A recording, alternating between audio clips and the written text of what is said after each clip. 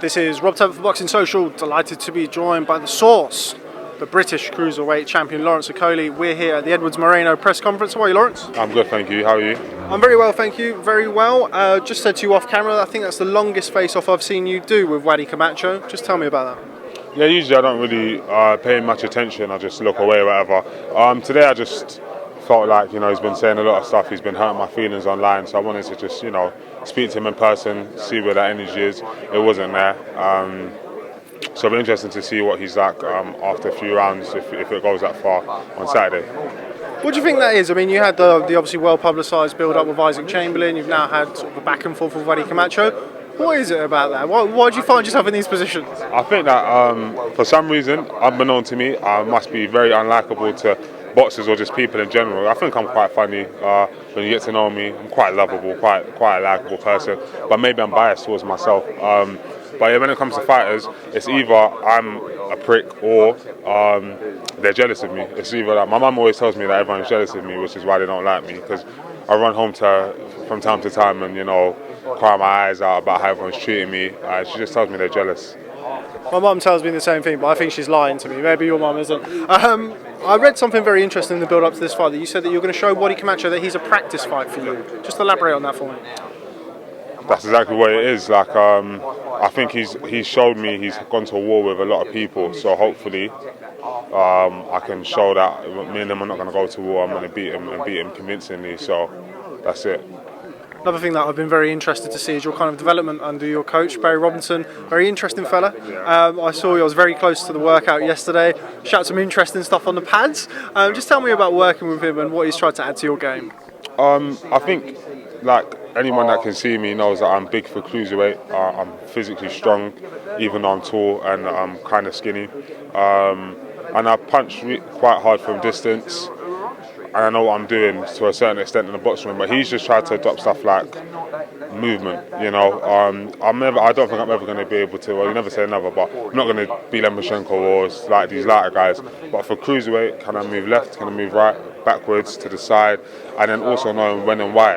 So I'm going in with set game plans before I go into fights, which is kind of new. And also just in terms of just, instead of looking at which is me landing a big right hand or a left hook or knocking someone out, it's when I'm throwing that shot, why, how I'm setting it up and stuff like that. So hopefully I can respect boxing, respect myself, respect my coaching team, and demonstrate on fight night.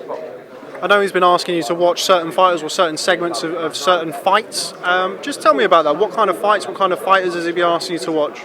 This camp obviously has been fighters, like orthodox fighters against southpaw fighters or southpaw versus southpaw, just to see tendencies. Like he says, you have to watch out because southpaws are the most likely to knock people down early because they throw shots from angles that orthodox fighters aren't used to seeing on fight night. So he says I need to be very careful of that. You have to be careful of just different positions you don't want to be in against southpaw and positions you want to be in against the southpaw. So we've just been working on that.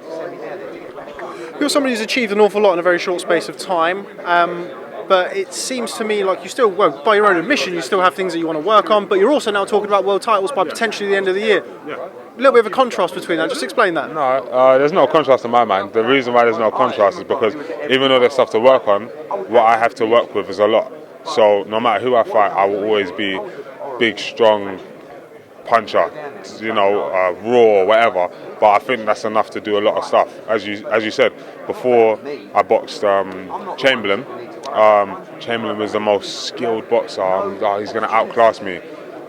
Was unable to. Luke Watkins, 50-50 fight, was unable to. Matty Askin, experienced campaigner, ranked in the top 10. Wasn't a pretty fight, but he couldn't do anything with me. So I know I have what it takes within myself, mentally and physically, to beat a lot of guys. So yes, by the end of this year, I'm hearing it's moving up, which means there's going to be 4 vacant world titles. And I look at the rest of the division and I say, are they hard fights? Yes. But are they winnable? Absolutely. Now, somebody you have been linked with actually boxed this past weekend, Kevin Lerena, the IBO cruiserweight champion, knocked out Artem Man. Did you watch the fight? Yeah, it was a good knockout, good fight. What do you make of Kevin Lerena as an opponent? Is that somebody that you are looking to box sooner rather than later, potentially middle of the year? Yeah, definitely. He's southpaw, very good win. strong guy, powerful, looks like he knows what he's doing.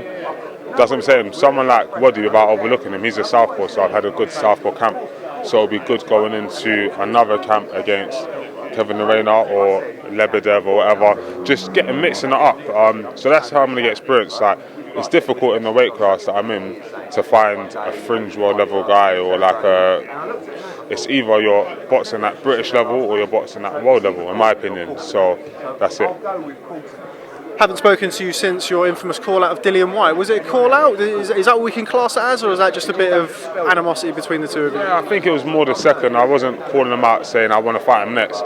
It's just I heard some of his comments that day, and I posted saying, you know what, that's his comment on boxing. I think I beat him in a fight. Was it necessary? Not necessarily, but at the same time, it's how I felt. It's how I feel. So I don't necessarily regret it, but at the same time, you know, I need to focus my energy on Wadi Camacho and then the fight after that, the fight after that. So I mean, I get asked in every interview about it, and it's unnecessary energy. So I'm just gonna leave it as that.